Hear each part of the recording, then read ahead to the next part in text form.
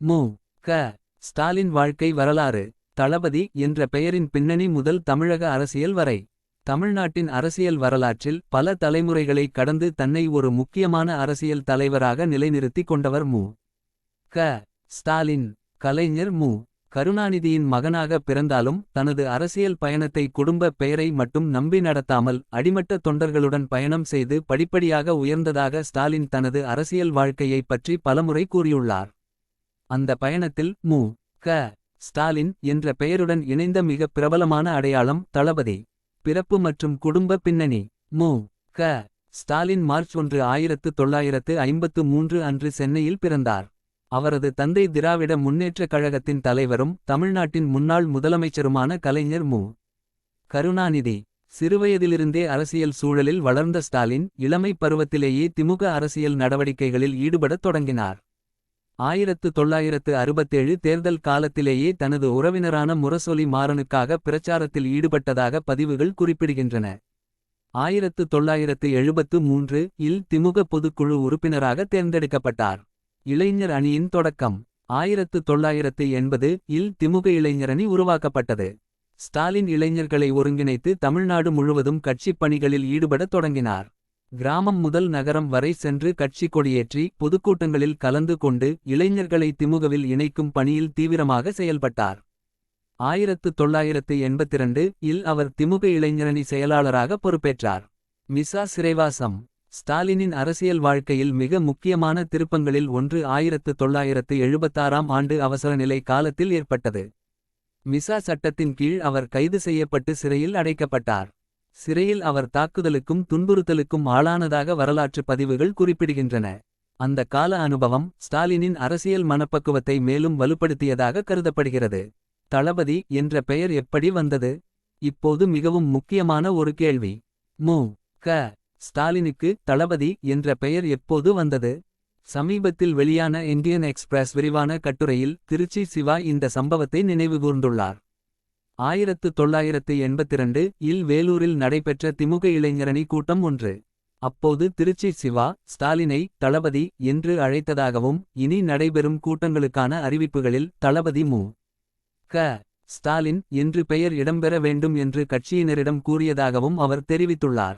இதனால் ஸ்டாலினின் தளபதி என்ற அரசியல் அடையாளம் 1982 காலகட்டத்திலேயே உருவானதாக இந்த ஆதாரம் தெரிவிக்கிறது.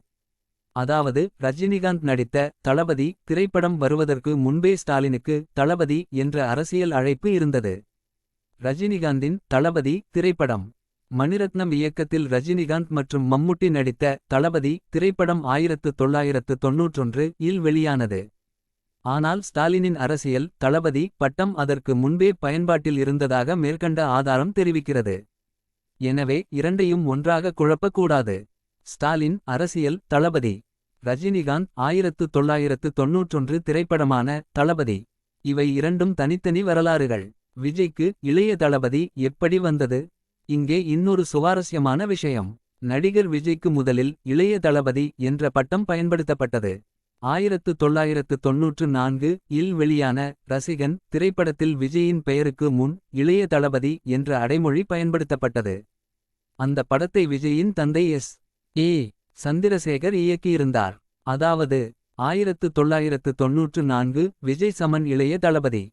பல ஆண்டுகள் இந்த பெயர் விஜயுடன் இணைந்திருந்தது. இளைய தளபதி முதல் தளபதி விஜய் வரை. காலப்போக்கில் விஜயின் வயதும் சினிமா பயணமும் ரசிகர் வட்டாரமும் பெரிதாக வளர்ந்தது. 2017 இல் வெளியான மெர்சல் படத்தின் ஃபர்ஸ்ட் லுக் இல் இளைய தளபதி என்பதற்கு பதிலாக தளபதி விஜய் என்று பயன்படுத்தப்பட்டது. அதாவது 1994 வலதுபுறம் நோக்கிய அம்பு இளைய தளபதி விஜய். 2017 வலதுபுறம் நோக்கிய அம்பு தளபதி விஜய். மெர்சல் காலத்தில் இளைய என்ற வார்த்தை நீக்கப்பட்டு தளபதி என்ற பெயர் நிலை பெற்றது. இதனால் ஸ்டாலினின் அரசியல் தளபதி பட்டமும் விஜயின் சினிமா தளபதி பட்டமும் வெவ்வேறு காலகட்டங்களில் உருவானவை என்பதை தெளிவாக புரிந்து கொள்ளலாம். தேர்தல் அரசியலில் ஸ்டாலின் முதன்முதலில் 1984 சட்டமன்ற தேர்தலில் போட்டியிட்டு தோல்வியடைந்தார். 1989 இல் 1000 விளக்கு தொகுதியில் வெற்றி பெற்றார். பின்னர் 1991 தேர்தலில் தோல்வியடைந்தார். 1996, 2001, 2006 ஆகிய தேர்தல்களில் 1000 விளக்கு தொகுதியிலிருந்து வெற்றி பெற்றார். 2011 முதல் கொளத்தூர் தொகுதியில் போட்டியிட்டு வெற்றி பெற்றார். 2016 மற்றும் 2021 தேர்தல்களிலும் கொளத்தூரில் வெற்றி பெற்றார். இவ்வாறு தேர்தல் அரசியலில் பல கட்டங்களை கடந்து அவர் மாநிலத்தின் முக்கிய தலைவராக உயர்ந்தார். சென்னை மாநகராட்சி மேயர் 1996 இல் மு. க. ஸ்டாலின் சென்னை மாநகராட்சி மேயராக தேர்ந்தெடுக்கப்பட்டார். அந்த காலகட்டத்தில் சென்னை நகரின் சாலை, பாலம், பூங்கா மற்றும் நகர்ப்புற அடிப்படை வசதிகள் குறித்து பல்வேறு நடவடிக்கைகள் மேற்கொள்ளப்பட்டன.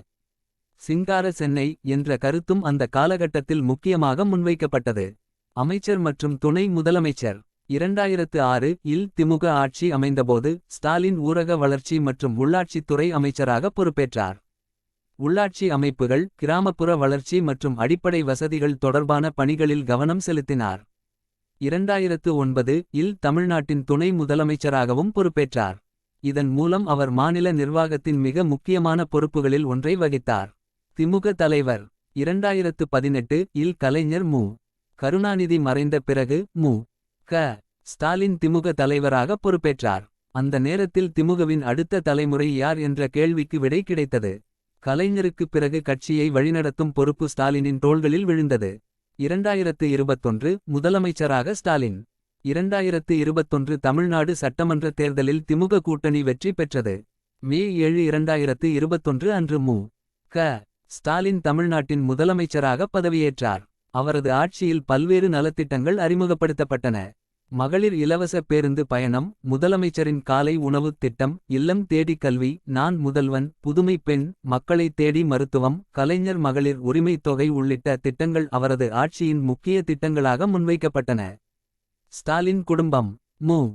க. ஸ்டாலின், துர்கா ஸ்டாலின் தம்பதியருக்கு 2 பிள்ளைகள். மகன் உதயநிதி ஸ்டாலின், மகள் செந்தாமரை. உதயநிதி ஸ்டாலினும் பின்னர் அரசியலில் நுழைந்து அமைச்சராக பொறுப்பேற்றார். இதனால் கருணாநிதிக்குப் பிறகு ஸ்டாலின் தலைமுறை, அதன் பின்னர் உதயநிதி தலைமுறை என திமுகவின் அரசியல் குடும்ப வரலாறும் தொடர்கிறது. ஸ்டாலின் அரசியல் வாழ்க்கையின் சிறப்பு. ஸ்டாலினின் அரசியல் பயணத்தை ஒரே நாளில் உருவான வெற்றியாக பார்க்க முடியாது.